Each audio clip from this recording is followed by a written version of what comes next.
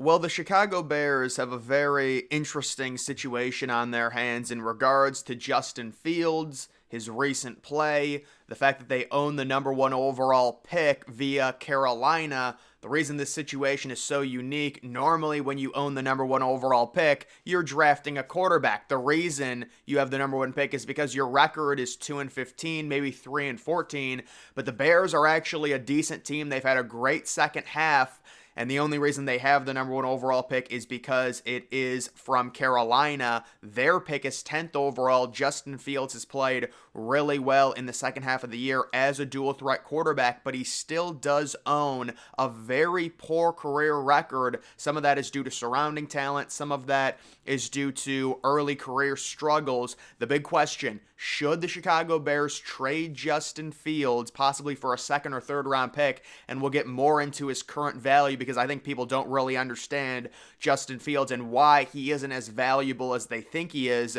Should they do that, or should they trade the number one overall pick again, just like they did last year, get Justin Fields another elite receiving weapon, possibly trade back to number 3 or number 4 overall? Maybe you can get Marvin Harrison Jr. I do think they need to be in front of Arizona in terms of trading back. They would still need to be in front of Arizona if they wanted Marvin Harrison Jr., because I would imagine Arizona, already with Kyler Murray seemingly coming back from that injury, playing decent enough to be their starting quarterback next year on a big contract, you would think the Cardinals would draft Marvin Harrison Jr. if Chicago traded below Arizona and someone moves up and drafts Caleb Williams. Now, when it comes to Justin Fields and the two different scenarios the Bears could choose, you can see if the Bears traded the first pick, the return could be immense. The idea here would be to keep Justin Fields, build around him, and the question would be, how far are you willing to trade back? Maybe they decide that they like Malik Neighbors, and they would be fine with trading back to number 5 or number 6 overall to a team. My guess is they would only be trading back a few spots, though. It would be a team that falls in love with Caleb Williams, Drake May, or Jaden Daniels, because I do think there is going to be dialogue that Daniels, the LSU quarterback, might be an option at number 1 overall based on his ridiculously good season. But you can see several executives agree that Chicago could net more than it did in the Panthers trade. And to put that into context, the price could be 2 future first rounders on top of this year's pick, along with a variety of day 2 picks and maybe a veteran player on a manageable contract as well. So that could be an extremely valuable option for Chicago when you look at their team. Possibly trade back to number 3, number 4. You still have the 4th pick, you still have the 10th pick, and you get another first round pick next year, and maybe another second rounder this year, because Chicago did trade their second round pick this year right at the NFL trade deadline. So you would think Justin Fields, if they think he's developed long enough, you could get even more assets. You could draft an elite number 1 receiver. Maybe it's not Marvin Harrison Jr. if you're trading down to number 5 or number 6. I think the ideal thing for Chicago would be to move from 1 to 3 to where you could possibly stay in front of Arizona, get Marvin Harrison Jr. If you're going from 1 to 3, you might be able to get a first round pick, but probably not. It just depends on how much a team falls in love with a quarterback and wants to make sure that they get him. More than likely, it'll be a second round pick, but you could still get more assets. Get Justin Fields, Marvin Harrison Jr. You've already got DJ Moore, and then possibly also get a second round pick on top of that because they currently don't own one. Or you could just say, listen, we've tried it with Fields. He's got a terrible career record. He does struggle to read the field. And at this point, we've already passed on a number 1 overall pick once. We're not going to do it again. But it's just a weird situation because the reason the Bears have the number 1 pick is not because Justin Fields is playing bad. It's because they made a trade with Carolina. So it's just a unique situation. Normally when you're drafting number 1 overall, you have this terrible record. That is not the Bears' case currently. So if you're the Chicago Bears, it's something that you have to weigh for sure. I think Caleb Williams is going to be really good in the NFL. There definitely is a lot of people out there that are kind of tired of hearing about Caleb Williams. That's why the narrative surrounding Williams has changed within the past year.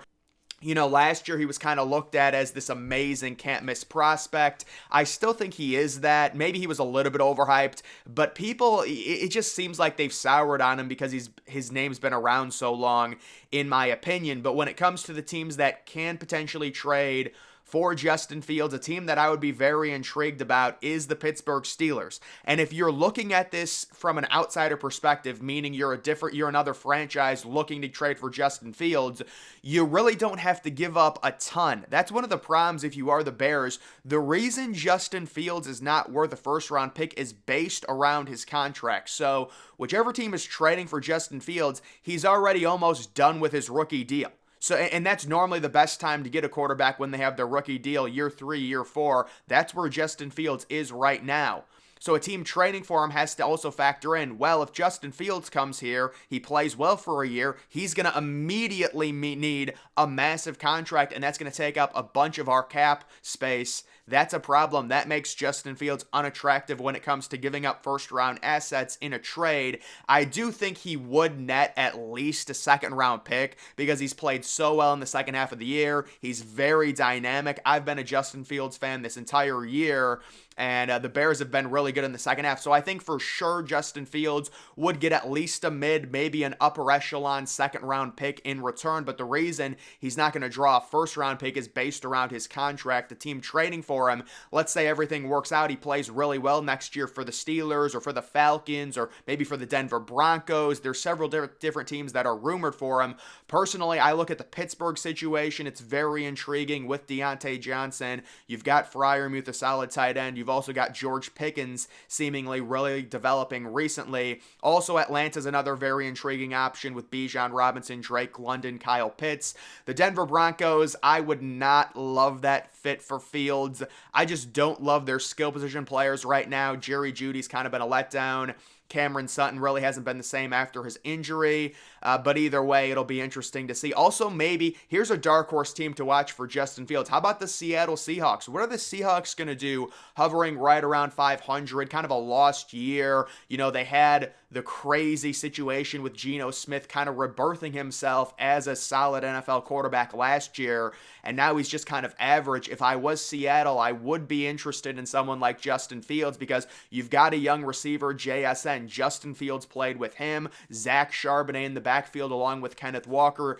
DK Metcalf's still there. Tyler Lockett getting a little bit older. But that's another intriguing situation to watch for Fields, possibly. A lot of teams have good offensive talent, but they just don't have the quarterback. It's like Seattle, Pittsburgh, and also a team like the Atlanta Falcons. So that's just the situation surrounding Justin Fields right now. When it comes to what I think the Bears are going to do, I think they're going to keep Fields. I'm going to be completely honest. And the reason is because of how well he's played in the second half of the year. And another part of it is just the assets they'll be able to get versus, in terms of trading the number 1 overall pick and getting more picks versus what they'll be able to get for trading Justin Fields. You're only going to get a second round pick. It's just not a great return when you factor in, what Justin Fields is actually worth. It's based around his contract and the fact that he's going to be due a new one. But if you are the Bears, you also have to factor in, look, if everything works out, we're going to have to pay Justin Fields very soon, as opposed to drafting a quarterback like Caleb Williams, who, sure, he's probably going to have some rookie struggles, but he could possibly be an elite quarterback as early as year 2, and we already have DJ Moore, and we already have another top 10 pick, so we could just take Caleb Williams, Drake May, or whoever, whichever quarterback they want, still have another top 10 pick, maybe draft Malik Neighbors, and now you have a really good core, and you don't have to worry about paying your quarterback. That could actually be a better option for them. It may come down to the contract situation with Justin Fields and the Bears not wanting to dole out a lot of money, trade Fields, get a second round pick back because you don't have one this year, and then really focus on building around Caleb Williams. You already have DJ Moore. You could possibly get another elite receiver with that number 10 pick. Obviously not Marvin Harrison Jr., maybe not even Malik Neighbors, depending on how high he goes. But either way, that is the current Chicago Bears situation. It really is 50-50. Such a unique problem because in the NFL, another team having the number 1 overall pick, it's so rare because you would think with the Carolina Panthers, there's no incentive for them to tank. Obviously, they're not going to, finish with the worst record in the NFL. They don't even have their first round pick, but they did. They did the impossible, and now we're in this weird spot where the Bears are not bad enough to have the number 1 overall pick, but they do because they made a trade. We will see what happens when it comes to Justin Fields. Either way, guys, that is going to do it for this video. Make sure you follow me on X. Link to that's always in the description.